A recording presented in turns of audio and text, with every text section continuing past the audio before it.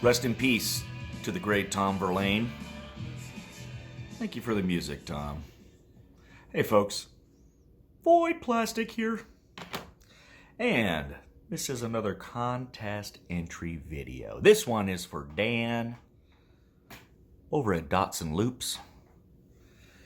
He has 101 questions. I'm not doing all 101. I'm going to try my hand at 20 of them. And we'll see if I'm lucky to get the... hey, even if I'm not, it's fun. It's a good excuse to have a video. All right. These are going wildly out of order. What do we got here, Dan? Question number 1 on your list was a record that has some Todd Rundgren involvement. We're going with the old XTC Skylarking. Somewhere there's a great podcast. There it is, produced by Todd Rundgren, about the making of this record. Mr. Andy Partridge from XTC did not have some good things to say about Mr. Rundgren. I think later in life he acknowledged he did a great job. But there's still some issues. You know what? If I find a good podcast episode about that, not only will I listen to it, I'll share it with you. All right, that was number 1. Number 99, Time to Die, a record made by someone shortly before, or released shortly before their death. The great Leonard Cohen. With the wonderfully titled, You Want It Darker? Yes, please, Mr. Cohen. We'll take it a little bit darker. Oh, and I'm not a big guy for colored vinyl, but I am a sucker for white vinyl. Oh, absolute sucker. This record released 17 days before Mr. Cohen's death. The title track, You Want It Darker, that's a banger. I'm going to play that one in church someday. Number 91 on your list, Dan, is Get Smart. Something a musician is known for outside of the music industry. I'm going to go with Midnight Oil. This is Diesels and Dust. Probably the high water mark for Midnight Oil. Midnight Oil's lead singer, Peter Garrett, later joined the Australian Parliament. I'm not sure if they call it Parliament, but he joined them. And later was in the government minister for the environment, and then later for education. 9 years he served in government. Way to go, Peter Garrett. Midnight Oil. Number 77, Free Jazz Me. You asked for it. We're going with Air. This is their record Montreux, Suisse, recorded live in Montreux.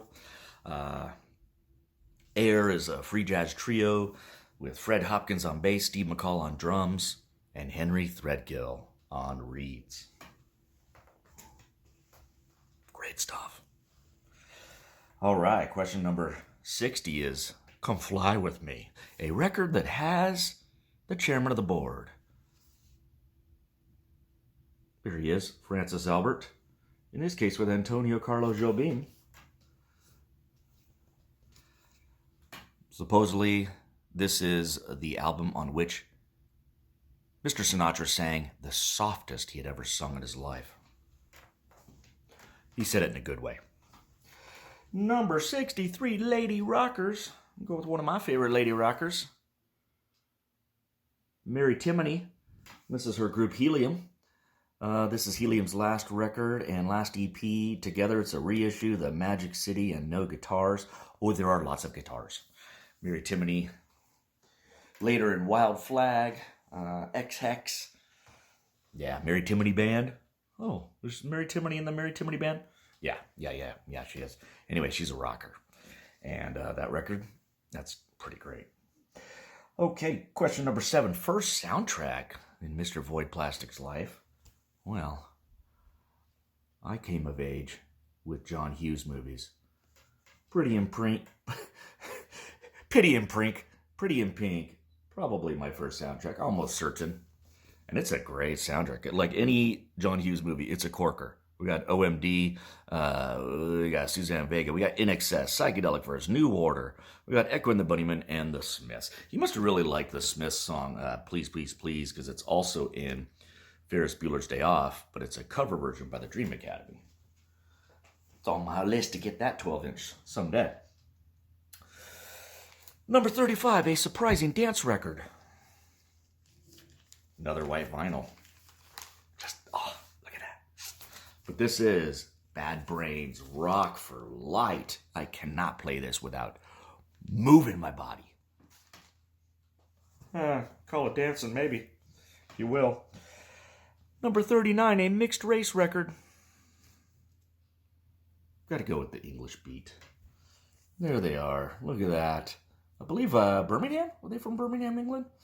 Early on, part of the Two-Tone label for one single, and then on their own.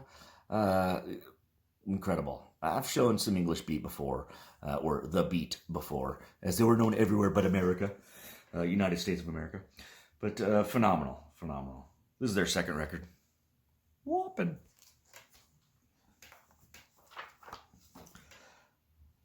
Number 41, no guitar. I'm going to go with one of my musical faves, Mike Watt. This is a record from Dose. That is Mike Watt, formerly of Minutemen and Firehose, with his former wife, Kira Roessler, also of Black Flag. There we go. What do we got? We got bass. We got singing.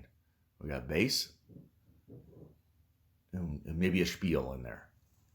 That's it. And they've done a couple of records. And one of the pleasures of my life, concert-wise, was I got to see Dose once at the old Casbah in San Diego. Beautiful. But Watt's willing to do a couple other things with no guitar. So this is a recent one he started doing with Larry Mullins, drummer. And there's drums, percussion, fuzz bass, and spiel. And that's it. It's a Stooges tribute, 1969. They've since put out 1970. And I think there's a third one. Good stuff. Number 42. Oh, the record with the most organ on it. The heavy organ of Virgil Fox. Ooh. Dig that cover, baby. Virgil Fox played the Winterland. He was like playing with the dead. What is that? Maybe the Elijah Light show? Yeah. He's just playing classical stuff, Bach. He's jamming it at the Fillmore East, a guru of the organ. Number 51, the 90s. Well, that was kind of my era as Yo La Tengo. I can feel the heart beating as one. Oh, yes. Autumn Sweater, their cover of Little Honda. Moby Octopad, there's some great drone on here. There's some great... it's everything Yo La Tengo does. It's supposed to be the one you're supposed to pick up if you need your first Yo La Tengo record. So there you go. I can feel the heart beating as one. Number 73, Speak and Spell. Something with some spoken word parts in it. Or a lot of talking. I'm going to go with It's Immaterial. Life's Hard and Then You Die. A recent rediscovery for me, but a lot of fun. They had a minor hit with Driving Away from Home. But just a kind of a really cool English duo with guest musicians. British indie pop / rock. Very varied, some diverse sounds on there, production, good stuff. Number 94, Harmonies. I'm going to go with the O'Kanes. The O'Kanes. This is their, is it Tired of the Runnin'? Tired of the Runnin' record, their second record. I've also got their first. I mean, they are not related, but boy, they can nail those brother harmonies. Maybe we'll hear a little bit right there. That was nice. Number 2, Fewer Than 5. An album title that has fewer than 5 letters. We'll go with 3 letters in this one. Recognize? There it is. Tim. The Replacements, Tim. Oh man, that's a great record. This is a reissue. Maybe one of these days I'll get an old school one. This has "Kiss Me on the Bus," "Bastards of Young," "Left of the Dial." Solid. Number 20, a record that'll make you cry. Thanks a lot, Dan. Oh, and I believe, is it true? Is it more? Is it more white vinyl? It is more white vinyl. This is "Hospice" by the Antlers. Tells a story, kind of. There's a intensive care unit, cancer, abortion, ruined relationships, death. All the happy things in life in that record. Yes, it makes me cry. 3 Degrees of Kevin Bacon. I'm going to go with Dave Wakeling's. This is a 12-inch for the title song, "She's Having a Baby," from the John Hughes movie, "She's Having a Baby," which starred Elizabeth McGovern and Kevin Bacon. Best thing Dave Wakeling did on his own as a solo is that song. He did a record also. Maybe I should revisit it. Number 65, Prague Symphonic, "Pleasure." I mean, isn't this where symphonic Prague starts? "Days of Future Past" by the Moody Blues, with the London Festival Orchestra, "Nights in White Satin," "Tuesday Afternoon." Oh, come on. Yeah, good stuff. Number 48, Hidden Funk. I don't know if it's hidden. Is it hidden? Oh, sometimes people forget about it. George Clinton Computer Games. I especially like the hype, because it hypes up the track "Loopzilla" and completely ignores "Atomic Dog," which became one of the biggest electro-funk tracks of all time. All right, 66. We're pulling this in. Electric Dreams.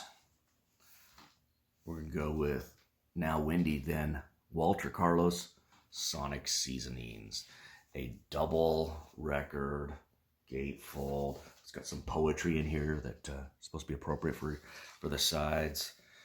This beautiful Japanese-inspired, if not actually Japanese, art on the cover. It goes all the way around. Yeah. And it is completely on the Moog, or Moog synthesizer. All right. And then finally, Instruction. I think actually this puts me at 21. But number 29 is an instructional record. "Learn Code" with the Emico Code Course. I don't know why I have this. I don't know why it's there. But Merle Williams, if you want your record back, reach out. All right, guys, if you haven't already, we're getting down to the line to get in Dan's contest for Dots and Loops channel. If you haven't checked out his channel, check it out. You probably have. Links and all sundry information are wherever YouTube puts them.